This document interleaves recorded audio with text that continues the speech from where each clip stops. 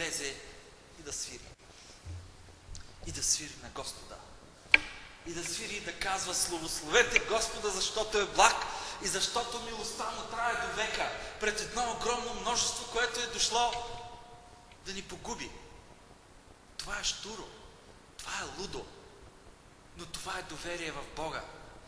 Дали можем, всъщност тази вечер въпросът ни е, дали можем да хвалим Господа, дори когато е изключително трудно, дори когато не виждаме никаква помощ и никакво разрешение, дори когато сме сред голяма му затруднение и голяма му отеснение. Спомням си за още една такава ситуация в Новия Завет, в Деяния на апостолите, когато Павел и Сила бяха хванати в Филипи и затворени също несправедливо, само защото проповядват чужди богове. Затворени като престъпници и оковани в клади краката им, в вериги ръцете им. И това, което всъщност те започнаха да правят, е да хвалят Господа. Да хвалят Господа. Да могат да му се покланят и да му отдават хваление, дори когато можеха да имат пълното основание да кажат: Господи, виж докъде ни докара упованието ни в Тебе. Ние се надявахме, че по пътя към затвора Ти ще дойдеш да ни освободиш.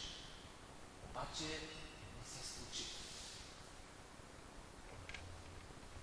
Можем да имаме хиляди ситуации в нашия живот, в който първата ни реакция наистина може да бъде страх. Няма лошо да изпиташ страх, защото все пак сме човеци. Но дали ще можем да издигнем вярата си над обстоятелствата и да започнем наистина да хвалим Господа? Да го хвалим преди Той още да е започнал да действа. Да го хвалим преди Той да е започнал още да простира ръката си и да избавя. Да му благодарим за победата преди Той още да е издигнал ръката си за война. Дали имаме такова отношение? Дали сме загубили това отношение с годините и сме станали твърде рационални и търсим първо начини, чрез които да разрешим ситуациите? Да кажем: сега ще направя това, другото, третото. И сме превърнали нашата вяра просто само в благодарим на Бог едва когато видим, че нещо се е случило. Забравяме, че можем да му благодарим преди изобщо каквото и да е направил. Защото в Него е цялата победа. В Него е всичко. И враговете са в Него. Дори те черпят сила, за да воюват с Него. Дори и Сатана, той е просто само творение. Твар. Не може да се изправи една твар срещу Твореца си. Не може тварното да застане срещу нетварното и да си мисли, че ще го победи. Не може нашите врагове да ни потопят. Не може огъня да ни опали. Не може водите да ни погълнат. Ако Господ наистина е с нас. И знаете ли какво се случи, когато започнаха да пеят и да хвалят? Враговете сами се избиха. Враговете сами се оттеглиха. И тяхната победа беше без нито едно кръстосване на меч.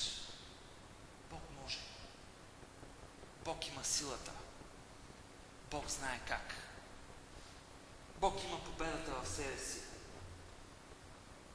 И се казва по-нататък, че народът излезе само, за да обере користи. Всеки път, когато врагът дойде срещу вас и се опитва страшно да ви заплаши, единственото, което може в крайна сметка да се случи, е просто да излезете благословение от всяка една ситуация. Само Бог е способен на такива неща. Само Бог може да обръща злото в добро. Само Бог може да обръща невъзможните и трудни ситуации в благословения за тези, които търсят Господа. Се казва, че 3 дена Йосафат и народа бираше плячка. четвъртия ден отидоха да благословят Господа и нарекоха тази долина долината на благословението. Долината, в която тяхните врагове бяха поразени. Тези, които ги преследваха. Същата ситуация беше и с отварянето и затварянето на Червеното море. Всеки път, когато дяволът се опитва да притесни живота ти, всеки път, когато дяволът се опитва да отнеме твоята радост и да ти покаже, че не бива и не трябва да уповаваш твърде много на Господа, всеки път Бог може да обърне това в благословение за теб. Какво трябва да правиш ти ли? Просто да хвалиш Господа, защото има сила в хвалението пред Бога. Хвалението преобръща нашето сърце. Хвалението изритва страха.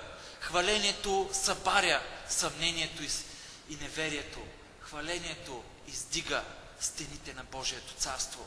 Хвалението установява Божията правда и Божията намеса в нашия живот. Така че всеки път, когато имаш трудни ситуации, можеш просто да хвалиш Господа. Можеш просто да застанеш и напук на обстоятелствата, да започнеш да хвалиш славното и свято име на Господ. И враговете сами ще падат пред Неговото присъствие. И боят не е наш, боят е на Господа. Нека да се молим за всички ситуации в нашия живот, в които са се издигнали големи и мощни врагове, които се опитват да съборят нашата вяра. Боже, тази вечер ние предаваме нашите врагове в Твоите ръце. Тази вечер ние предаваме всичките ситуации в Твоята нежна, любяща, но и мощна и силна ръка. Предаваме всичко, което се опитва да потопи вярата ни и да ни каже, че ние не можем, че сме неуспели, че пред нас просто има невъзможни ситуации и че няма разрешение и изходен път.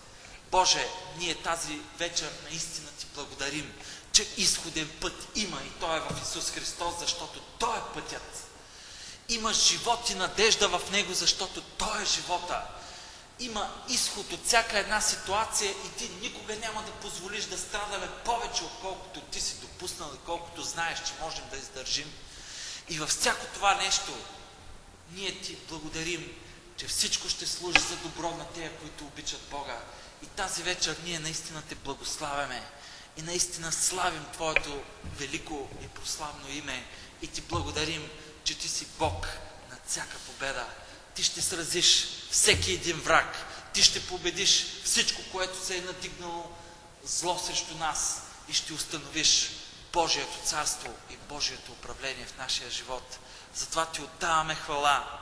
Затова сега ще Те хвалим и ще Те прославяме, защото Ти си Господ, който си издигнат над Израилевите хваления. Нека да хвалим Господа и да Му се покланяме. Амин.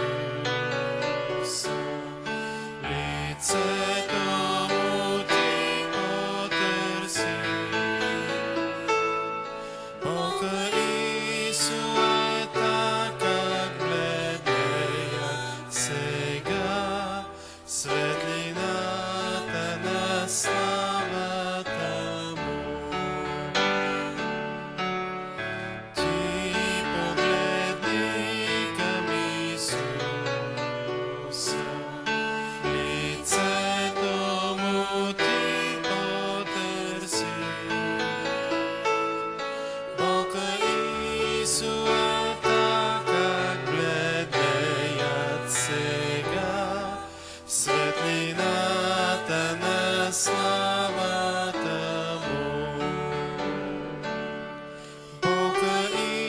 Исус.